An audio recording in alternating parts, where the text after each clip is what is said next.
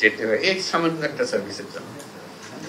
এটা হয়তো ঢাকায় সচিবালয়ে বসে হয়তো সবাই অনুভব করেন, তোমার তো নিশ্চয়ই এদের সঙ্গে দেখা সাক্ষাৎ হয়, কিন্তু বাস্তবে যে পরিমাণ হয়রানি, এবং শুধু হয়রানি না, উৎপাত, দালালের উৎপাত,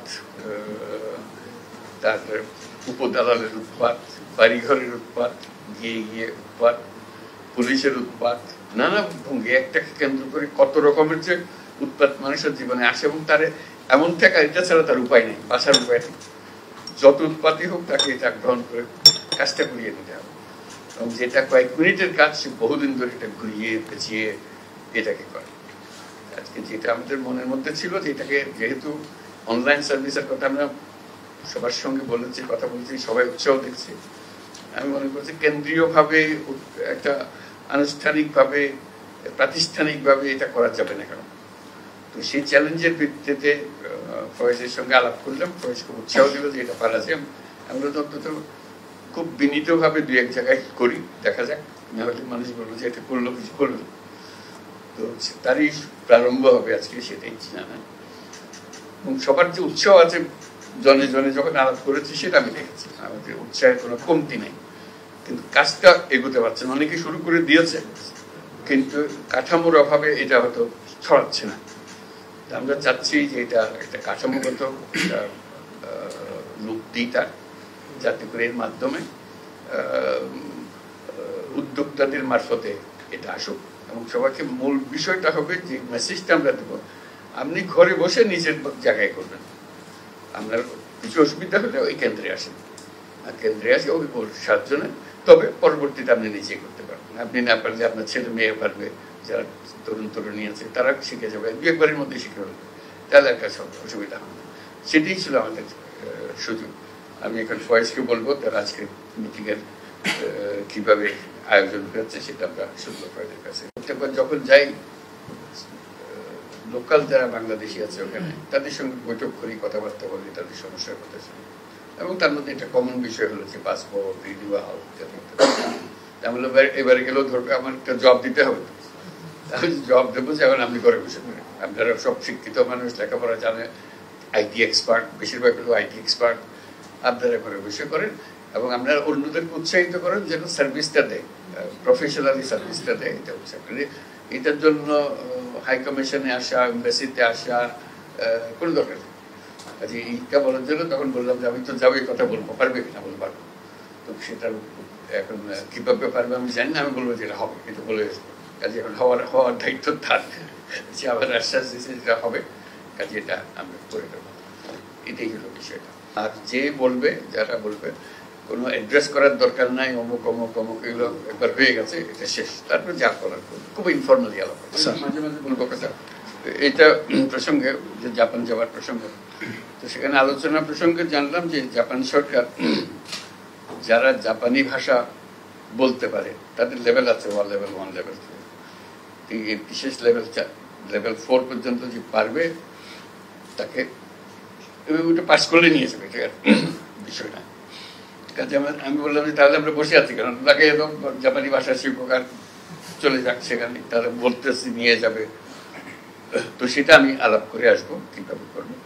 আমি যে প্রথমে আমরা 1 লক্ষ ছেলে মেয়ে টার্গেট করব, এবং ওদেরকে বলবো শিক্ষক দাও, অথবা এখানে যারা শিক্ষকতা করতে পারে, যে দিতে পারে, যেভাবে হোক আমরা শিক্ষক জোগাড় করবো। ক্রমে ক্রমে এরকম যেটা শুরু করলাম ওইটা ওইভাবে শুরু হবে, আস্তে আস্তে একটা শুরু হবে।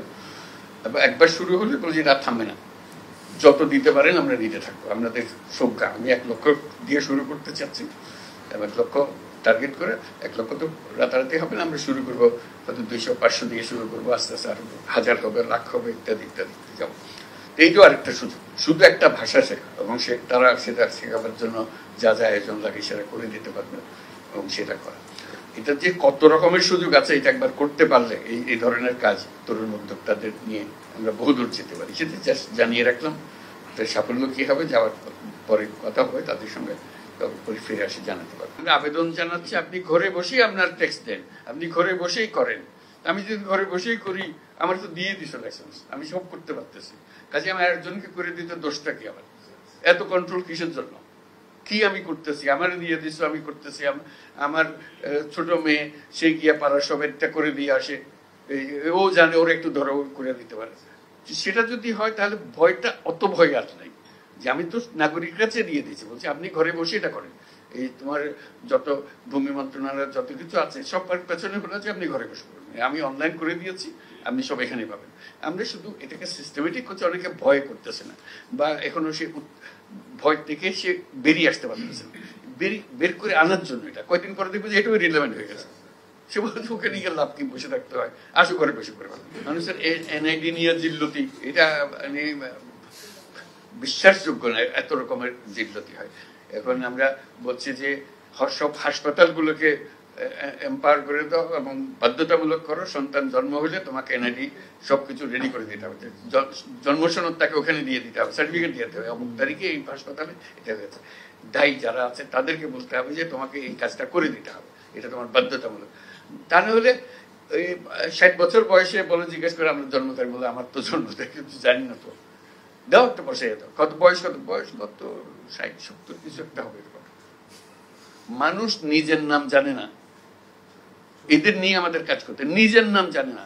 আমাদের অভিজ্ঞতা, আমাদের কাজের মধ্যে অভিজ্ঞতা হলো যে আপনার নাম বলেন,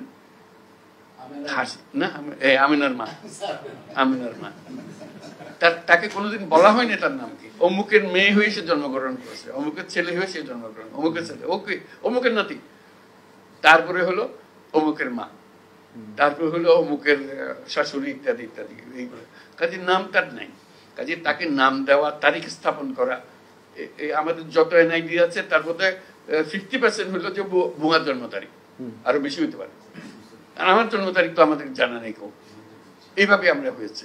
আমাদের বেশিরভাগ স্কুল কলেজের শিক্ষকদের দায়িত্ব হলো, বিশেষ করে প্রাইমারি স্কুলে ম্যাট্রিক পরীক্ষার সময়, এখন এইচএসসি এসএসসি এগুলো, যে হেডমাস্টার জন্ম তারিখ বসে আছে, এবং বেশিরভাগের জন্ম তারিখ হলো 1 জানুয়ারি।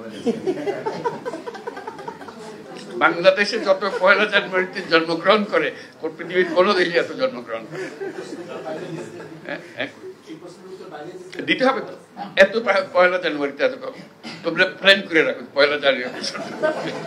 আমি খুব এক্সাইটেড আজকের দিনের জন্য, সবাই মিলে এসেছি আমরা, একটা বড় রকমের কাজ এটা, যাতে করে আমরা জানি যে আমরা যে যাত্রা শুরু করলাম এটা সবার কাছে আমরা পৌঁছে দিতে পারবো, এটা একটা ঢেউ শুরু হবে, যাতে করে সার্ভিসগুলো নিশ্চিত মনে এবং সঠিকভাবে সেই সার্ভিসগুলো পায়, কোনো রকমের উৎপাতের মধ্যে দিয়ে তাকে হয়রানির মধ্যে দিয়ে যেতে না হয়।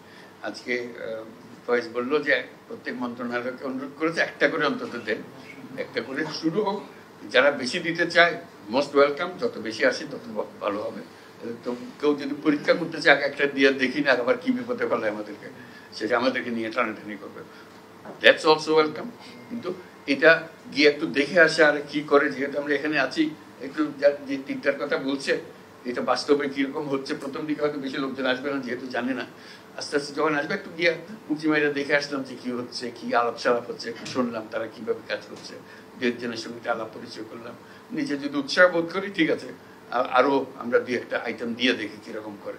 আর যদি মনে হচ্ছে আমার আইটেমটা দিছিলাম কিন্তু ভালো করছে না, একটু উইথড্র করলাম, আবার দেখলাম কিভাবে করলে এটা সঠিক হবে। এইভাবে আমাদের একদম ঘরের ভেতরে বসে থাকলে তো এটা করা যাবে না। আমরা বলছি অনলাইন, আমরা কিন্তু বলে যাচ্ছি অনলাইন দিচ্ছি, ঘরে বসে করুন, এটা ঘরে বসে চাইতেও আরো ঘনিষ্ঠ, ঘরে বসে করা তার কোনো নিয়ন্ত্রণে আমি খুঁজেও পাচ্ছি না। এটা অন্তত গিয়ে দেখে আসতে পারতেছি কে কি করছে, কিভাবে হচ্ছে, কয়টা করেছে, কি ধরনের সার্ভিস লোকে পছন্দ করছে। এখন ধরো 10টা-12টা সার্ভিস একসঙ্গে হয়তো হলে তার মধ্যে কোন সার্ভিসটা সে বেশি চাচ্ছে, 1 নম্বর সার্ভিস কোনটা বেশি চায়, 2 নম্বর সার্ভিস বেশি কি চায়, তাহলে সেটার থেকে আমরা একটা ধারণা পাবো, সেটাও একটা স্ট্যাটিস্টিক্স আমাদেরকে দিতে পারে, এটা উৎসাহিত করবে সবাইকে।